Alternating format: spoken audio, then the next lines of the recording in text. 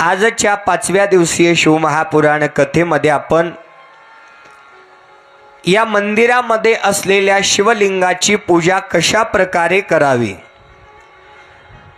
या शिवपूजेचा शास्त्रोक्त विधी काय आहे, या शिवलिंगाच्या पूजनासाठी लागणारी सामुग्री काय आहे, ही सामुग्री वाहत असताना मंत्र काय आहेत, पूजा करण्यासाठी बसण्याची दिशा कोणती आहे, याचं विस्तृत विवेचन श्रवण करून जगतजननी जगदंबा मातेचा अवतार घेऊन माता पार्वतीचा जन्म सोहळा आपण संपन्न करणार आहोत।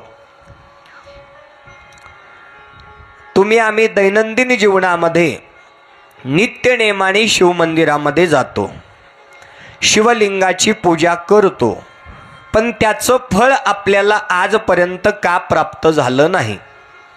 बऱ्याच जणांचा प्रश्न आहे।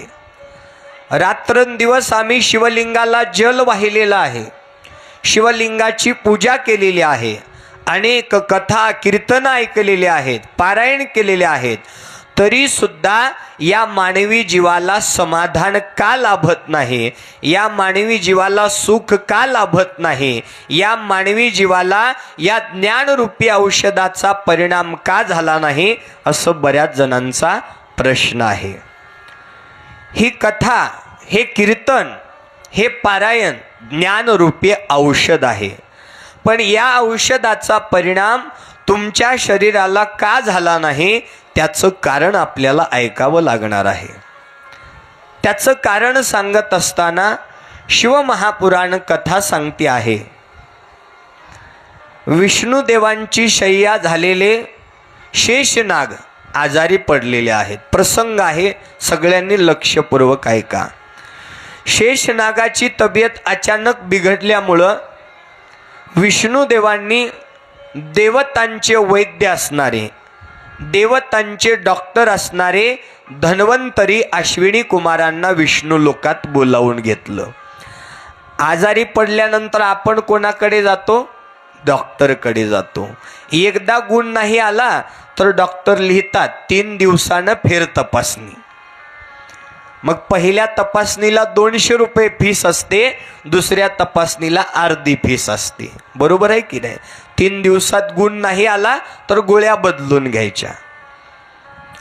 तसंच देवतांचे वैद्य डॉक्टर हे धन्वंतरी अश्विनी कुमार आहेत, आणि हे अश्विनी कुमार विष्णू लोकामध्ये आलेले आहेत।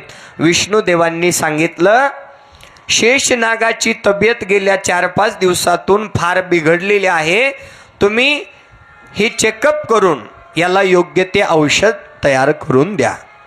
त्या काळामध्ये आयुर्वेदिक औषध होते। धन्वंतरी अश्विनी कुमारांनी या शेषनागाची पाहणी केली, चेकअप केलं, आणि चेकअप केल्यानंतर योग्य ते आयुर्वेदिक औषध बनवून दिलं आणि सांगितलं 3 टाइम हे औषध शेषनागाला पाजवा, अगदी 2 ते 3 दिवसामध्ये शेषनागाला आराम वाटेल, तब्येत बरी होईल। विष्णुदेवांना आनंद झाला। विष्णुदेवांनी आदर सत्कार करून योग्य ते सन्मान करून धन्वंतरी अश्विनी कुमारांची पाठवणी केली। ठरल्याप्रमाणे दुसऱ्या दिवसापासून 3 टाइम या शेषनागाला विष्णू भगवान औषध देऊ लागले। पण पाहताय काय, बघता बघता तब्येत कमी व्हायचं तर सोडून द्या, तब्येत जास्तच बिघडत चालली। विष्णुदेवांना वाटलं रोग एक औषध एक असं झालं असेल। मी म्हटलं की नाही फेर तपासणी। विष्णुदेवांना सुद्धा वाटलं आजार एक असावा, गोळी दुसरी मिळाली असावी, म्हणून आपण आणखी एकदा धन्वंतरी अश्विनी कुमारांना बोलावून घ्यावं आणि पुन्हा एकदा या नागाची तब्येत दाखवावी। पुन्हा अश्विनी कुमारांना बोलवण्यात आलं, अश्विनी कुमारांना घडलेला प्रसंग सांगण्यात आला। पुन्हा अश्विनी कुमारांनी शेषनागाची तब्येत चेक केली, पाहणी केली। आजार तर तोच आहे आणि या आजाराला लागणारं औषध सुद्धा हे करेक्ट बरोबर आहे, तरी सुद्धा या शेषनागाची तब्येत का बरी झाली नाही, या औषधाचा गुण शेषनागाला का आला नाही, याचं परीक्षण करत असताना, याचा विचार करत असताना धन्वंतरी अश्विनी कुमारांनी अंतर्ज्ञानानं जाणलं की प्रॉब्लेम या ठिकाणी झालेला आहे. कोणत्या ठिकाणी झालेला आहे? ज्या ज्या वेळेस शेषनागाला भगवान विष्णुदेव औषध देत होते त्या वेळेस शेषनागाची विषारी नजर त्या औषधावर पडायची आणि ते औषध सुद्धा विष व्हायचं. मग आता हे औषध पेल्यानंतर तो आजार कमी होईल का वाढणार आहे?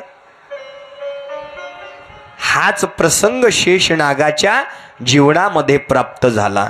ज्या ज्या वेळेस तो औषध घ्यायचा त्या वेळेस त्याची विषारी नजर त्या औषधावर पडायची आणि ते औषध सुद्धा विष बनायचं. मग त्याचा परिणाम त्याच्या शरीराला होईल का? होणार नाही. हे धन्वंतरी अश्विनी कुमारांनी जाणलं आणि भगवान विष्णुदेवांना उत्तर दिलं, मी दिलेलं औषध अगदी करेक्ट आणि बरोबर आहे. तुम्ही हेच औषध या शेषनागाला पुन्हा द्यायला सुरुवात करा. फक्त हे औषध देत असताना शेषनागाच्या डोळ्याला पट्टी बांधा. काय म्हणाले? पट्टी बांधा आणि नंतर हे औषध द्यायला सुरुवात करा. 2 ते 3 दिवसामध्ये शेषनागाची तब्येत अगदी ठणठणीत होईल. एवढं सांगून धन्वंतरी अश्विनी कुमार आपल्या नगरीला गेलेले आहेत. धन्वंतरी अश्विनी कुमारांनी सांगितल्या पद्धतीनं ज्या ज्या वेळेस या शेषनागाला औषध देण्याचा क्रम सुरू झाला त्या वेळेस शेषनागाच्या डोळ्याला पट्टी बांधू लागली.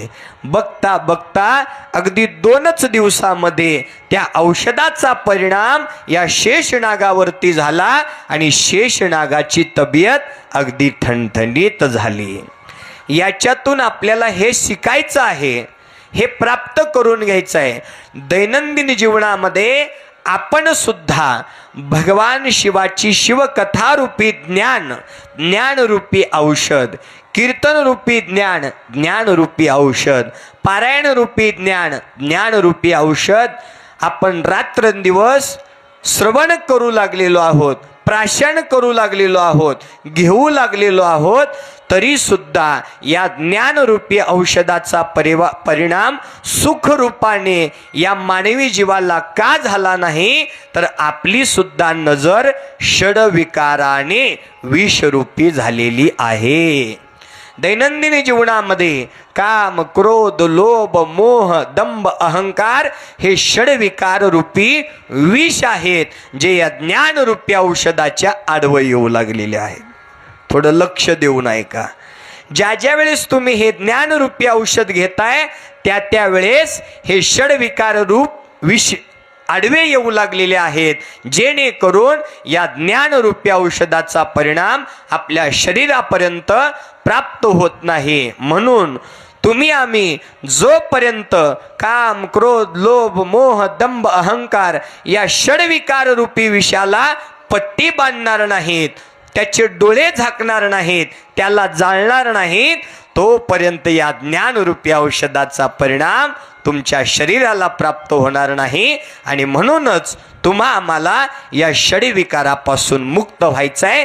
हे षडविकार रूपी विष दूर करायचे आहेत, तरच या ज्ञानरूपी प्रसादाचा, या ज्ञानरूपी औषधाचा परिणाम तुमच्या जीवाला सुख रूपाने, समाधान रूपाने प्राप्त होणार आहे. अन्यथा रात्रंदिवस तुम्ही भक्ती करताय पण जीवाला सुख नाही. त्याचं कारण षडविकार रूपी विष आपल्याला या ज्ञानरूपी औषधाचा परिणाम प्राप्त होऊ देत नाहीत. म्हणून विचार करा आणि बदल घडवा. तुमच्या जीवाला सुख आणि समाधान प्राप्त झाल्याशिवाय राहणार नाही.